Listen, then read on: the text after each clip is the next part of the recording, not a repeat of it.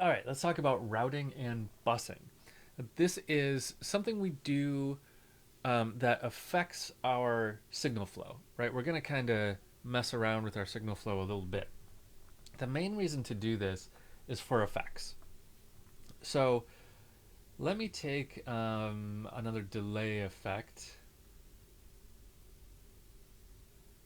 Let's do something kind of extreme. Let's use this hybrid reverb. Um, sure. I'm going to put it on this track. Okay, so I have a big delay on this track. This is my arpeggiated track.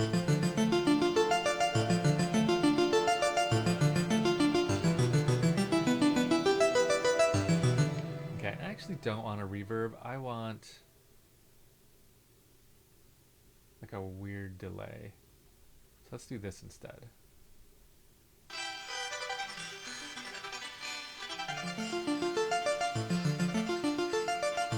Okay. Okay, so I'm going to use this glitch delay. So here's what's happening. I've put this delay on this effect, and I have some control over the dry and the wet in the effect. So the dry means how much of the signal we hear without the effect, and then the wet is how much of the signal we hear with the effect. So right now it's set to about 50%. Set it to exactly 50%, and it sounds like this.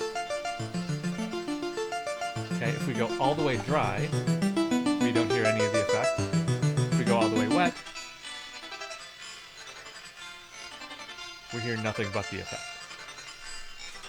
Okay, so with certain effects, especially things like delay, we like to have a little bit more control, and we can get a little bit crisper sound, a little bit better sound out of it if we don't put the effect on the track, but instead we use a bus. So here's how you would do that. So our buses are these down here. So I already have one set up that has a delay on it, but I'm going to get rid of it. So this B return, let's rename that and let's call that delay. Okay, now I'm going to take my delay and I'm actually going to put it on there. I'm just going to drag it from that track right onto that delay track. Okay, now it's on delay. You can drag effects between tracks, by the way. Okay, so now it's not on this track anymore, but it's on this bus. Now what I have to do is send some of this signal to that bus. And I do that with these, okay? These are going to always be in order. So this is going to be A, which is this one called reverb, and this is going to be B, the one called delay. So I'm going to send a bunch of our signal to that delay. Now you'll see it showing up here.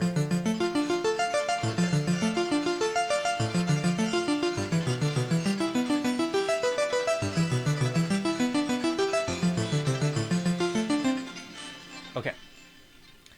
Next, I'm going to be sure that my dry wet amount is set to all the way wet on this delay, because on this bus, I want to hear nothing but the delay. Okay? What that does is that gives me a volume control for the delay, right? This volume is only controlling the delay.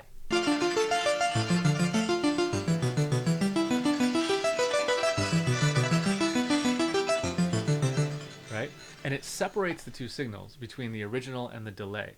This is, generally speaking, a better way to deal with things like delay and reverb, is to use a bus for them. Another advantage of this, by the way, is that if I want to use this same reverb on multiple things, I can send multiple things to that reverb, right? Let's say I wanted to put, I don't know, these drums through that reverb. I can just go there and say, whoop, send some of them, a lot of them in this case, to that reverb, okay? Let's hear those drums also through our reverb.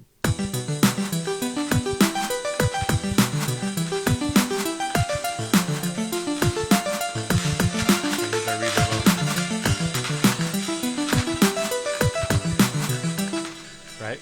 So I don't have to worry about making sure I have a delay effect on the drums and the synth, and they're set to the same delay amount so that things just don't turn into mud. In this way, I just have to set the delay amount once, and then I can send as much stuff as I want to it. So my delays are always perfectly in sync. So there's a lot of advantages to doing it this way. You can put whatever effects you want on returns, on buses, and you can make as many buses as you want. Just go anywhere around here and control click and say insert return track. Now we have a third one here and a third one here. A third return. And we can dump a bunch of effects on that. And you can create a fourth, a fifth, a sixth, as many as you want. And it'll keep adding them. Okay? I'm going to get rid of that one because I don't need it. Cool. So routing and busing. There's a lot of good reasons to do that. We'll talk more about reasons why you might want to once we get into effects. But the biggest reason is to keep our delays and reverb nice and clean.